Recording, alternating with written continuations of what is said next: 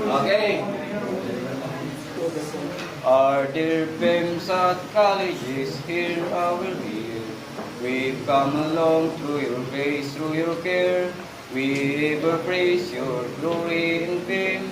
Always a lot, the fruit you share.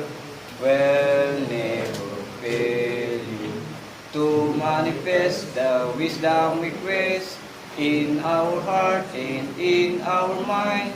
Your guidance remain to realize our future with all our mind.